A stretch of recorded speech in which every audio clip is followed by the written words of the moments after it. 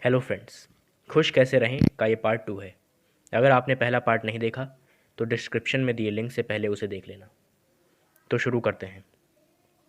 पिछले वीडियो में हमने बात की थी कि खुश रहने के लिए ज़रूरी है कि हम आज में रहें, और अगर ऐसा कुछ आज में हुआ जिससे हम आज ही दुखी हो गए तो पहले हमें समझना होगा ये बात एक कहानी के ज़रिए।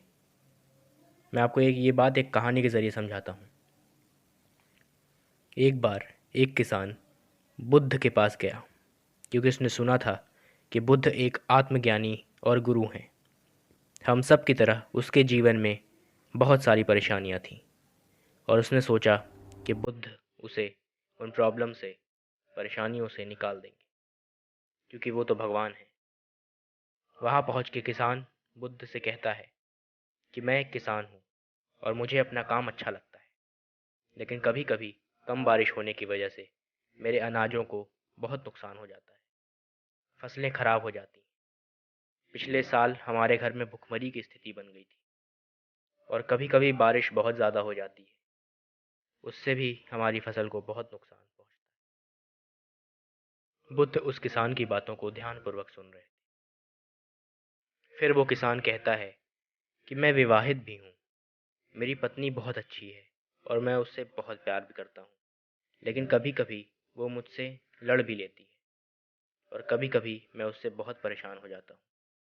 बुद्ध अभी भी उसे ध्यान से सुन रहे थे। फिर वो कहता है, मेरे बच्चे भी हैं, वो अच्छे हैं, लेकिन कभी कभी वो मुझे इज्जत नहीं देते।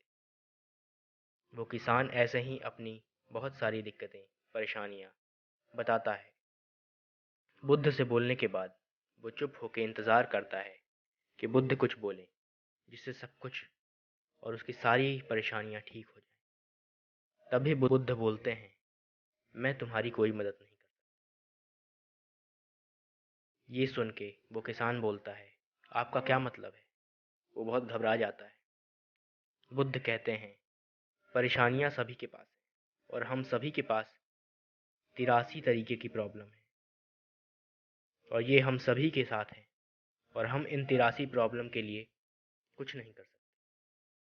अगर तुम बहुत मेहनत करोगे तो हो सकता है कोई प्रॉब्लम या कोई परेशानी तुम ख़त्म कर दो, लेकिन जब तुम ये करोगे तभी दूसरी परेशानी कहीं से आके खड़ी हो जाएगी। उदाहरण के तौर पे उन्होंने बताया कि एक दिन तुम अपने लोगों को जिनसे तुम बहुत प्यार करते हो उन्हें खो दोगे, और तुम खुद भी एक दिन मर जाओगे। तो ये एक परेशानी ही तो है, जिसमें मैं, तुम या कोई भी कुछ नहीं कर सकता। तभी भी वो किसान गुस्सा आ जाता है और बुद्ध पर चिल्लाने लगता है कि मैंने सोचा था तुम एक महान आत्मा हो और तुम मेरी मदद कर सकते हो, तो क्या फ़ायदा तुम्हारी इन सीखों का जब तुम मेरी मदद नहीं कर सकते। तब बुद्ध कहते हैं कि हो सकता है कि मैं तुम्हारी मदद कर सकता हूँ तुम्हारी 84वीं प्रॉब्लम में। वो कहता है, 84वीं प्रॉब्लम ये क्या है? तब वो बुद्ध कहते हैं कि तुम नहीं चाहते कि तुम्हें कोई प्रॉब्लम हो। जो तुम देखते हो अपनी ज़िंदगी में, ये तुम्हारी ज़िंदगी या सबकी ज़िंदगी एक सीधा रास्ता नहीं है। ये ज़िंदगी उतार चढ़ावों से भरी हुई है। तुम कभी भी पूरी खुशी में नहीं रह सकते।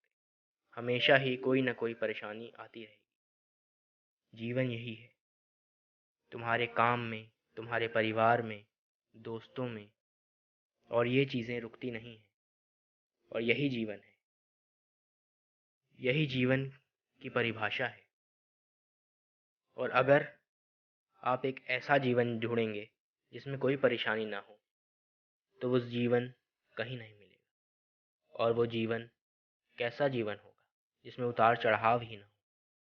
हम मानव हैं, हम सब नश्वर हैं, तो अपनी ज़िंदगी को आनंद से जियो, ये समझ के कि ज़िंदगी में परेशानियां तो होंगी ही, और हर परेशानी के बाद हम और मजबूत होकर आगे बढ़ेंगे। मजबूत होने पर हम नई